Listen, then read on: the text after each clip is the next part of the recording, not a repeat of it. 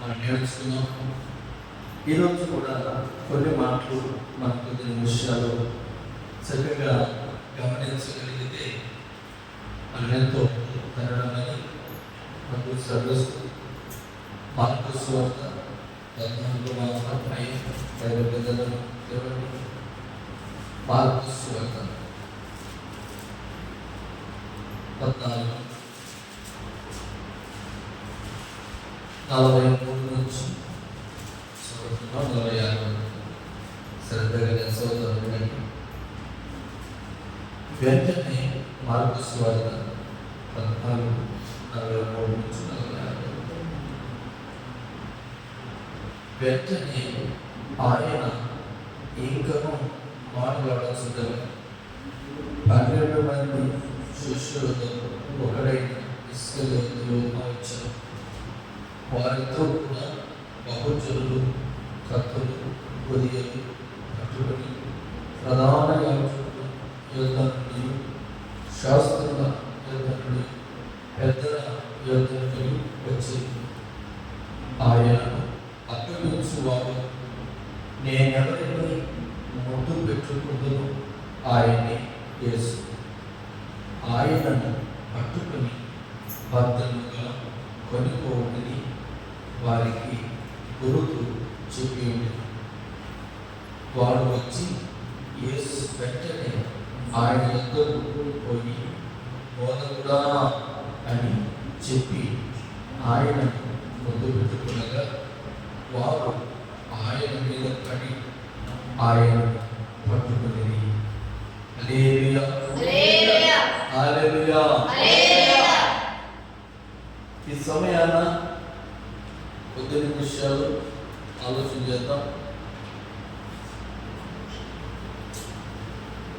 ఈ సమయాన కొద్ది నిమిషాలే దేవుడి మాటలు శ్రద్ధగా విందాం.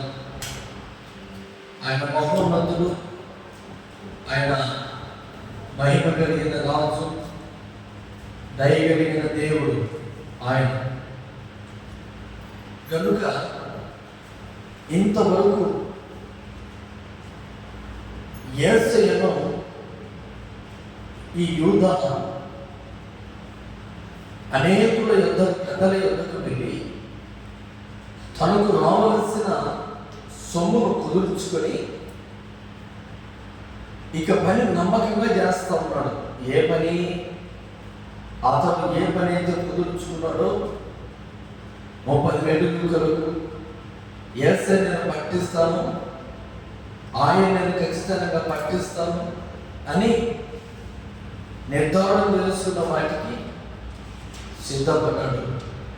సిద్ధపడిన ఈ యోధా కొన్ని గుర్తులు చెప్పాడు. బదులారా,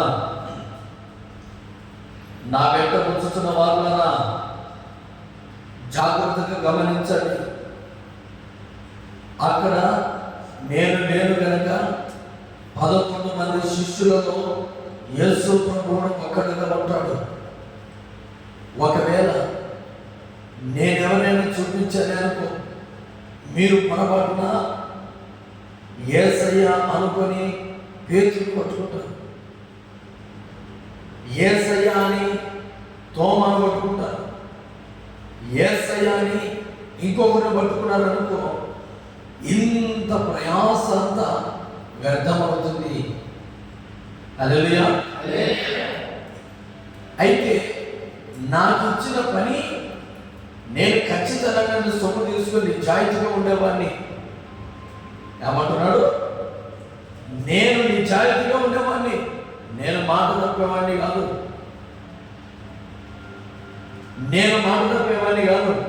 సొమ్ము తీసుకున్నానా పని అయిపోయిన వరకు నేను వెనకాడేవాడిని కాదు. నేనంటే ఏమనుకున్నావు? నాలో ఉన్న నిజాయితీ ఏమనుకున్నావు? యూదా ఒకవేళ యేసయ్య తప్పించుకున్నాడు అనుకో, జాగ్రత్త అని వారు హెచ్చరించుకోవచ్చు. అదేంటయ్యా, నేను చెప్పడం ఏంటి, మళ్ళీ తప్పించుకోవడం ఏంటి? యేసయ్య లేదో గెత్సేమనే తోటలో యేసయ్య ప్రార్థన చేసుకుంటూ ఉన్నారు. అక్కడికి నేను నీ బట్టలతో సహా తీసుకొని వెళతాను, వెళ్ళి నేను ఎవరినైతే ముద్దు పెట్టుకుంటానో ఆయనే యేసయ్య. ఆయనను తప్ప వేరొక్కరు ఎవరు పెట్టుకోవద్దు. హల్లెలూయా.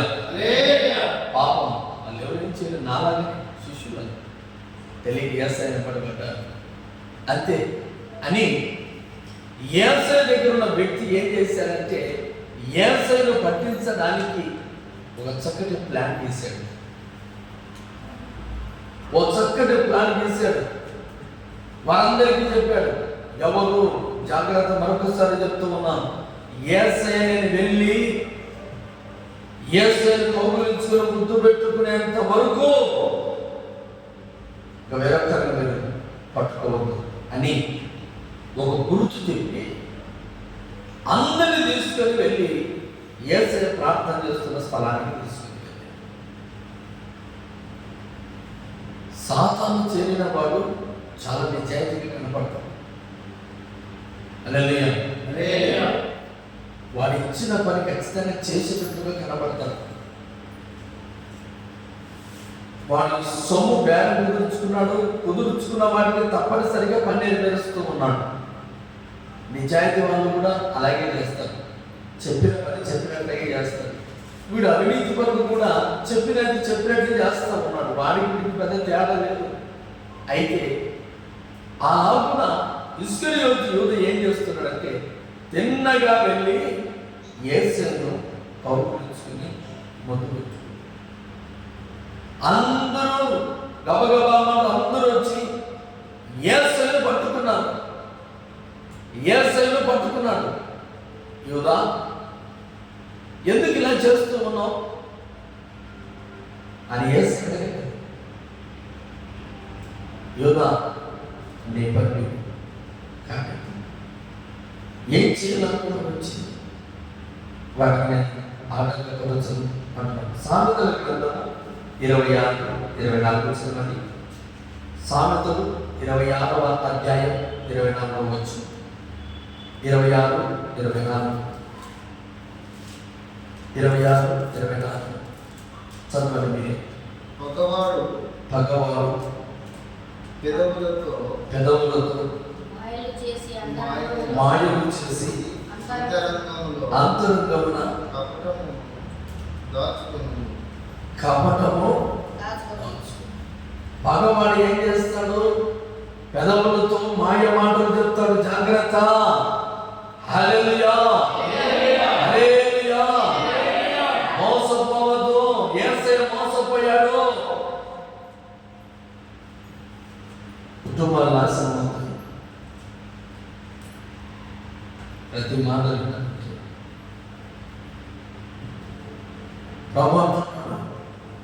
పగవాడు పెదవులతో మాయ చేసి, అంటే మాటలతో మాయ చేసి మాయ మాటలు చెప్పి ఏం చేస్తూ ఉన్నాడు?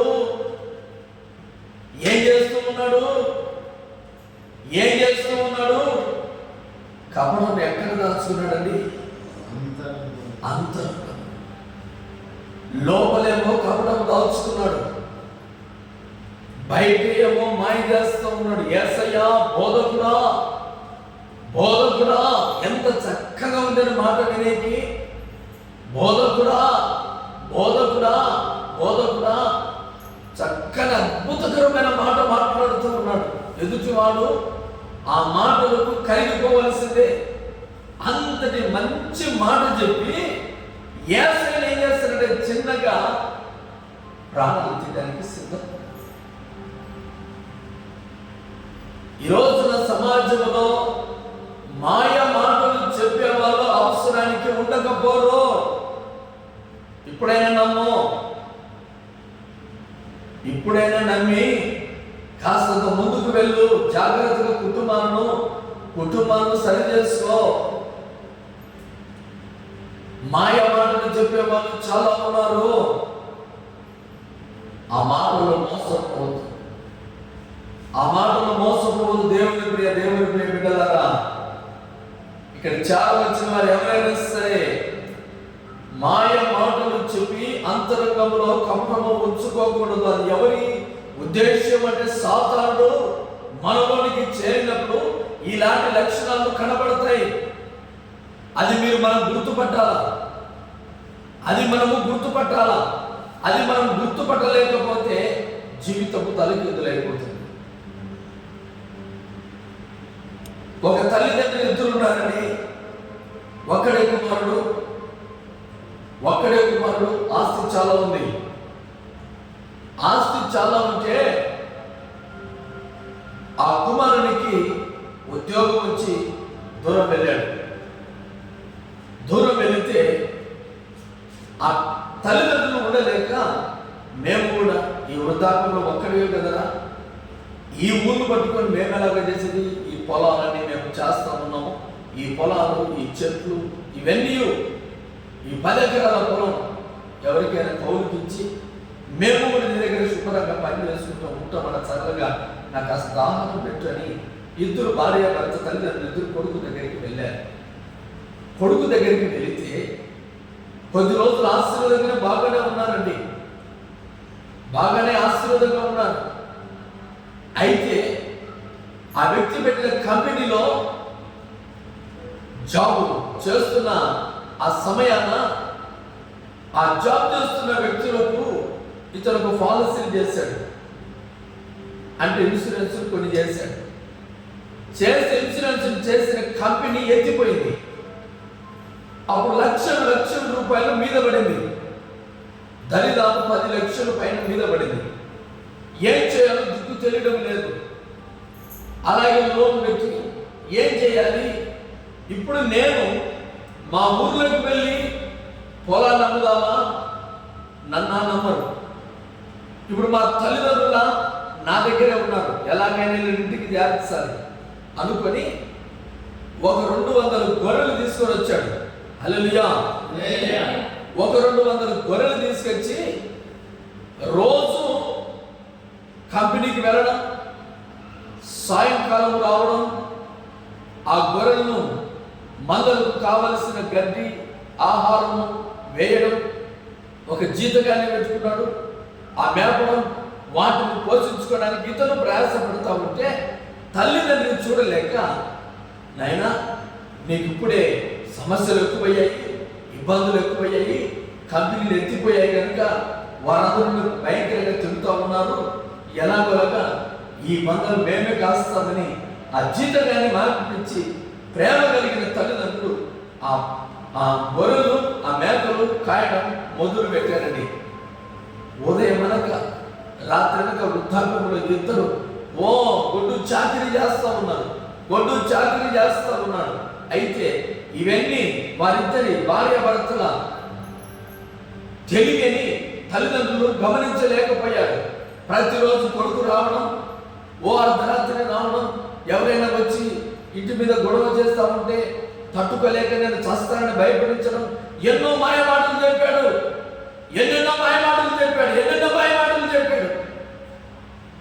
అలాగే ఏం చేయాలో దిక్కు తెలియక వారు అక్కడ ఆ గొర్రెలు కాయలేక, ఆ కుటుంబాన్ని పోషించలేక, వీడి బ్రతుకులను చూడలేరని చిన్నగా తల్లిదండ్రులు వృద్ధాప్యంలో మరలా గ్రామానికి చేరారు.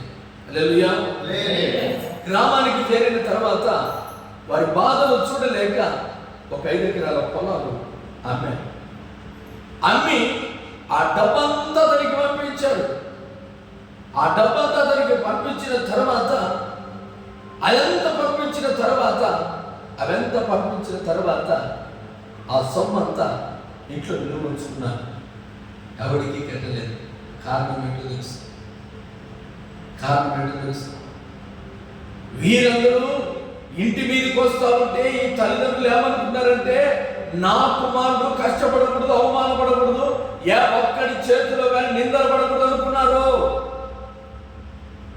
అయితే వాడి సొమ్మంతా అమ్మిన తర్వాత వాడు వచ్చి దగ్గరకు వచ్చే వాళ్ళతో వస్తూ ఉన్నాడట. నేనేమైనా తిన్నానా? కంపెనీ ఎత్తుపోయిన దానికి నేనేమైనా బాధ్యున్నా అంటూ ఉన్నాడు. ఒకనొక రోజున తండ్రి ఏదో ఒక పని మీద వెళ్ళాడు. వెళితే ఆ గ్రామంలో వెళ్ళి అలా వెళుతున్న ఒకడు వచ్చాడు. ఇదిగో నీ కుమారుడు నీ కడుపున చెడగొట్టాడు, నీ కుమారుడు అసలు నీ కుమారునికి బుద్ధి లేదా భయంకరంగా తిట్లు తిరుగుతా ఉంటే ఆ వ్యక్తి ముసలి తండ్రి అన్నాడట, లేదయ్యా నేను నా కుమారునికి పొలం అమ్మి ఇదిగో మీకు 10 లక్షలు అంటున్నాను, నేను దరిదాపు 50 లక్షలు నా కుమారునికి ఇచ్చాడన్నాడు. అంటే ఆ దెబ్బతో వాళ్ళు భయపడిపోయారు. ఇదేంటా అనుకున్నాడు. ఇంటి దగ్గరికి వెళ్ళాడు. ఏంటో వాళ్ళందరూ అలా అంటున్నారంటే, లేదు వాళ్ళందరి మాటలు నమ్మొద్దు, వారి మాటలు నమ్మొద్దు అంటున్నాడు. తల్లిదండ్రులు మోసం చేసిన వ్యక్తి ఏ రోజు బాగుపడతాడని? బాగుపడగలడా? బాగుపడలేడు. చాలా భయంకరమైన దీనస్థితిలోనికి వెళ్ళాడు. ఈ రోజున తల్లిదండ్రులను మాయ మాటలు చెప్పి ఉన్న ఆస్తినంతా నమ్మించి క్షేమంగా తిని ఆహారం క్షేమంగా తిని లక్షణంగా ఉండే కుమారులు లేరంటారా? ఉన్నారు. ఈరోజు మాటలు వింటున్న దేవుడు ప్రేమికులారా, దేవుడు అంటున్న మాట ఏమిటంటే, ఇదిగో దేవుడు అంటున్న బైబిల్లో పగవాడు పెదవులతో మాయ చేసి కపటమును అందరూ హృదయంలో దాచుకుంటాడు. ఈరోజు అలాంటి వారిని మనం గుర్తుపట్టలేకపోతే కుటుంబాలు నాశనం అవుతాయి. కుటుంబాలు చల్లాచెదరయ్యే పరిస్థితులు వస్తూ ఉన్నాయి. ప్రియ దేవుడు ప్రియ బిడ్డలారా, మన ప్రభువును నమ్ముకున్నాం. 1 పేతురు రాసిన పత్రిక 2వ అధ్యాయం 2వ వచనం చూద్దాం. పేతురు రాసిన మొదటి పత్రిక 2వ అధ్యాయం 2వ వచనం.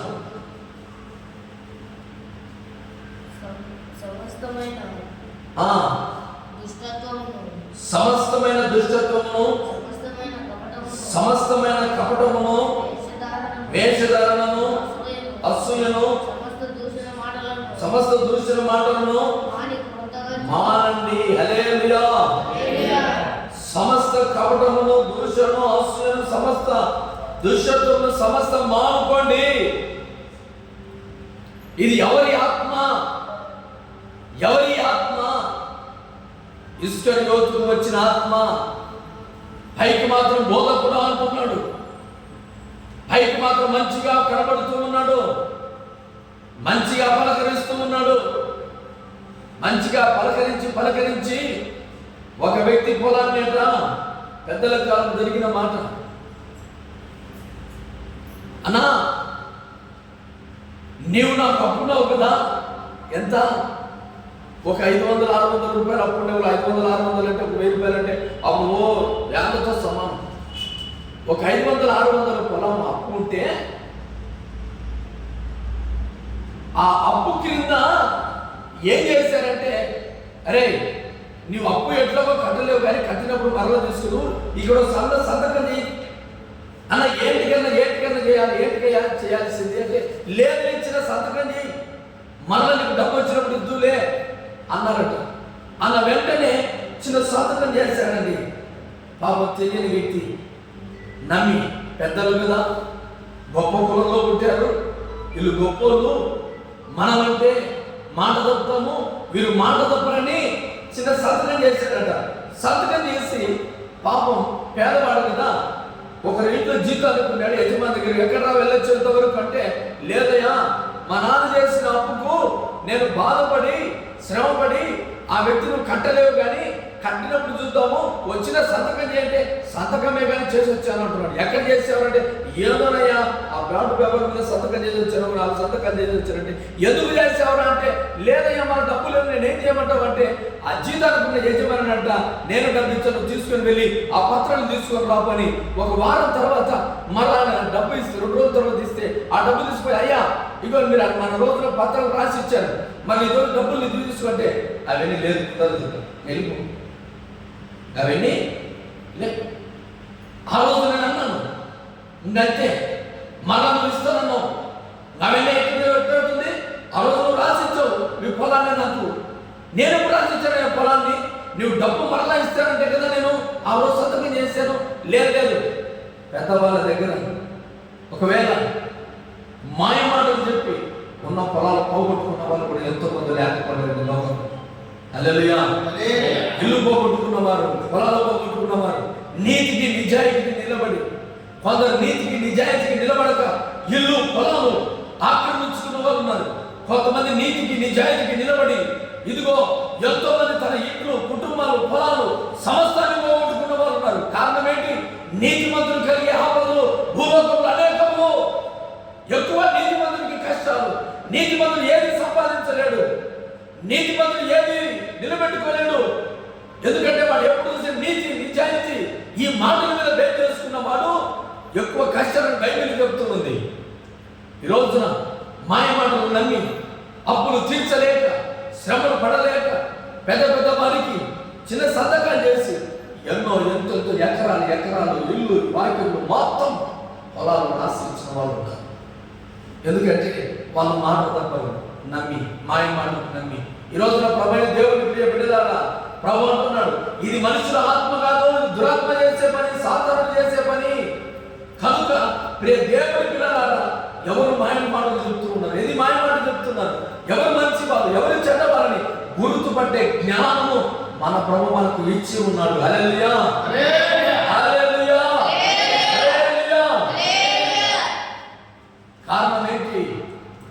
కారణం ఏంటి? ఇస్కరియోతు బోధకుడు అంటున్నాడు, హృదయంలో కపటం ఉంది, సొంత లాభం కొరకు హృదయంలో కపటం ఉంచుకొని ఎదుటి వారిని మోసం చేస్తున్నాడు. ప్రభు అంటున్నాడు, యేసు నమ్ముకున్నప్పుడు, యేసు క్రీస్తు నమ్ముకున్నప్పుడే దేవుని పిల్లలారా, ప్రభు దయాలను మీరు రుచి చూచి ఉన్నారు. ప్రభు దయాలను మీరు రుచి చూచి ఉన్నారు. దేవుడు అంటాడు, యేసు ప్రభువు మొదటి వచనంలో అంటాడు, ప్రభువు దయాళుడని మీరు రుచి చూచి ఉన్న ఎడల సమస్తమైన దుష్టత్వము కపటముని వేస్తారు. యేసు ప్రభు నమ్ముకున్న మనం మన జీవితంలో ఏముండకూడదంటే కపటపు, ప్రేమ, సుఖములు. హల్లెలూయా, హల్లెలూయా, హల్లెలూయా. అంటే ఇస్కరియోతు ఎలా చెప్తున్నాడంటే, నేను దేవుని శిష్యుడు అన్నట్లుగా కపటపు ప్రేమ ఎలాగంటే బోధకుడా అని వెళ్ళి కౌగిలించుకున్నాడు. యేసయ్య తెలియనివాడు, యేసయ్యకి సమస్త తెలిసినవాడు. ఆ సమయాన అతని కపటం కనుక్కుని యేసయ్య బాధపడిపోయాడు, వేదన పడ్డాడు. ఇతనికి ఎందుకు బాధపడ్డాడు తెలుసా? అతను కూడా కాపాడాలని చూశాడు. ఈ కపటపు మనసులో నుంచి, ప్రేమలో నుంచి విడుదల కావాలి. ఈ దుష్టత్వంలో నుంచి, దుర్మార్గంలో నుంచి యోధాన్ని విడిపించాలని తుది వరకు యేసయ్య ఆశ్రయము కూడా, నీవే బాగుపడు, నీవు బాగుపడితే నాకంటే చాలని మౌనమయ్యాడు. కానీ యేసయ్య ఎందుకు ఇలా చేసినామని ఒక్క మాట కూడా మాట్లాడిన వారు కాదు. హల్లెలూయా, ఎందుకు యూదా ఇలా చేసావు? నీకు నేను కావాలంటే నేను ఎంతైనా ఆశీర్వదించేవాడిని. యేసయ్య దగ్గర ఉంటే ఆశీర్వాదం లేదనుకున్నాడు. యేసయ్య దగ్గర ఉంటే డబ్బు సంపాదించలేననుకున్నాడు. యేసయ్య దగ్గర ఉంటే నేను పేదవాడిని అవుతాననుకున్నాడు. యేసయ్య దగ్గర ఉంటే రొట్టెలు చేపలు తినుకుంటూ బ్రతకాలనుకున్నాడు. యేసయ్య దగ్గర ఉంటే ఊరికి వెళ్ళి ఊళ్ళో జనాల బ్రతకాలని కోరుకున్నాడు. ఇది కాకుండా నేను సంపాదించాలంటే అడ్డమార్గమే కరెక్ట్ అనుకున్నాడు. ఎవరు? యేసయ్య వెంబడించిన వ్యక్తి అడ్డదారి కరెక్ట్ అనుకున్నాడు. అడ్డదారి కరెక్ట్ అని ఎన్నెన్నో చేస్తా ఉన్నాడు, ఎన్నెన్నో గాడిలు చేస్తా ఉన్నాడు. ఈ రోజున ప్రభు నమ్ముకున్న బిడ్డలారా, యేసయ్య నమ్ముకుంటే మనకే వస్తుంది. అడ్డదారిలో వెళ్తే ఆశీర్వదించబడతాం కదా. యేసయ్య నమ్ముకుంటే మనకే వస్తుంది. అడ్డదారిలో వెళితే మంచి వస్తుంది కదా. ఈ ఆలోచన కలిగించింది ఎవరు తెలుసా? సాతాను. డబ్బు, ధనం సమస్త కీడుకు మూలం. కీడుకు ధనం సంపాదించుకోవాలి. ద్రాక్ష దుఃఖానికి వచ్చి ఆశ ఉండొచ్చు, ద్రాక్ష ఉండకూడదు మనిషికి. ఏనాటి కీడు చాలు, ఏనాటి కీడు అనాటికి చాలు, ఏనాటి ఆహారం నాటికి చాలు. దేవుడు సమస్తం ఆశీర్వదించే దేవుడు అని ప్రభు చెప్తున్నాడు. అందుకే ప్రభు దేవుడని రుచి చూచి ఎరిగిన ఎడలా, యేసయ్య దేవుడని దయాళుడు, ఆయన దయాళుడు గనుక రుచి చూచి ఎడలా మనలో మనసు కూడా దయాలత్వం ఉండాలి, కనికరం చాలి దయాలత్వం ఉండాలి. కానీ ఇస్కరియోతు యూదాలో లేదు, దయాలత్వం లేదు, కనికరం లేదు. యేసయ్యను పట్టించాడు, యేసయ్యను చంపడానికి సిద్ధపడుతూ ఉన్నాడు. అలాగే మరొక మాట చదువుతున్నాం, పేతురు రాసిన పత్రిక 2వ అధ్యాయం 22వ వచనం మాట చదువుతున్నాం. 22వ వచనం, అదే అధ్యాయం 22వ వచనం. ఆయన పాపము చేయలేదు, ఆయన నోట ఏ కపటము కనబడలేదు. యేసయ్యలో ఏ కపటము లేదు, కానీ యేసయ్యను వెంబడించే వాడిలో కపటం వచ్చింది. హల్లెలూయా. యేసయ్య ఏ రోజు కానీ కపటముగా మాట్లాడినట్లుగా కానీ, కపటముగా చేసినట్లు కానీ, యేసయ్య మీద శిష్యుల మీద ప్రేమ ఉన్నట్లుగా నటించి వారిని ఎప్పుడు ఆకలి కడుపు మార్చిన వాడు కాదు నా యేసయ్య. వారి దగ్గరగా తీసుకున్నాడు, ప్రేమగా పలకరించాడు. అయితే ప్రేమగా పలకరించిన యేసయ్య దగ్గర కపటము ప్రేమను నేర్చుకున్నాడు యూదా. హల్లెలూయా. యేసయ్యలో ఏనాడు కపటం లేదు, అడ్డదారిలో వెళ్ళమని చెప్పలేదు, డబ్బు సంపాదించుకో నన్ను విడిచిపెట్టని ఏ రోజు చెప్పలేదు. నీకు నచ్చిన మార్గంలో నీ సొంత లాభం కొరకు ఎంతమంది నశించిపోయినా పర్వాలేదు యూదాని బోధ చేయలేదు నా యేసయ్య. ఇవన్నీ నేర్చుకున్న దేవుడు ఇవి చెప్పకుండా నేర్చుకుంటారు, ఒకరిని ముంచేది, దురాశపడేది. ఇవన్నీ ఎవరు నేర్పిస్తారంటే లోకంలో ఒకటి ఉన్నాడు, వాడి పేరు సాతాను. హల్లెలూయా, హల్లెలూయా, హల్లెలూయా. ఇవన్నీ కపటము బుద్ధులన్నీ నేర్పేది ఎవడంటే లోకంలో ఉన్నాడు, వాడు సాతానుడు.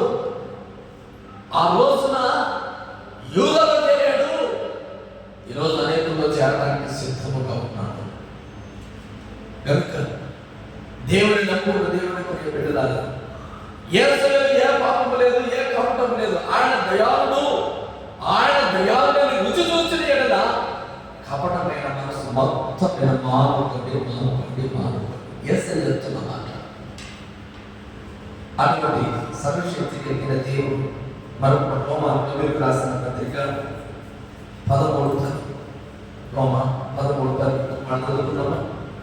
రోమా 13:10. రోమా 13:10 రోమీయులకు రాసిన పత్రిక చదవండి.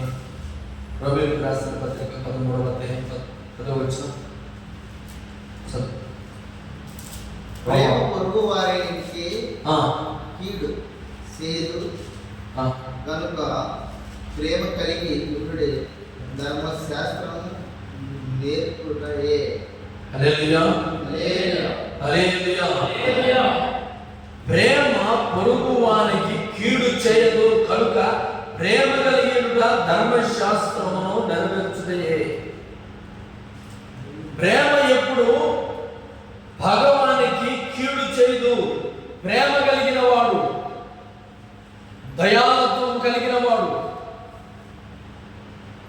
వాడు భగవానైనా సరే పొరుగువానికి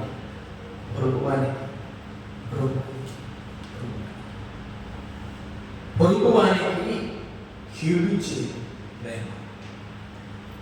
మనలో ఏముండాలంటే యేసయ్యను వెంబడించిన మనలో యేసయ్య ప్రేమ ఉండాలి, యేసయ్య దయాలత్వం ఉండాలి. అందుకే ఆయనలో కపటము లేదు, ఏ పాపము లేదు, ఆయన ప్రేమ కలిగిన దేవుడు కనుక మనము కూడా ప్రేమ కలిగి ఉండాలి. ఇస్కరియోతు యూదాలో ఆ ప్రేమ కనిపించదు. యేసయ్యను వెంబడించిన వ్యక్తిలో ఆ ప్రేమ కనిపించడం లేదు. ఈ రోజున మనలో కూడా దేవుడి ప్రేమ కనపడడం లేదా? ఈరోజు నుంచి మనము కూడా దేవుడి ప్రేమను కలిగి, యేసయ్య ప్రేమను కలిగి ముందుకు వెళ్ళాలని ప్రభువు నేను కోరుతూ ఉన్నాను. హల్లెలూయా. ఈ మాటలు దేవుడు దీవించినందుకు అందరూ మోకరించి ప్రార్థన చేస్తూ, అందరూ మోకరించి ప్రార్థన చేస్తూ, అందరూ మోకరిద్దాం, అందరూ మోకరిద్దాం, అందరూ మోకరిద్దాం.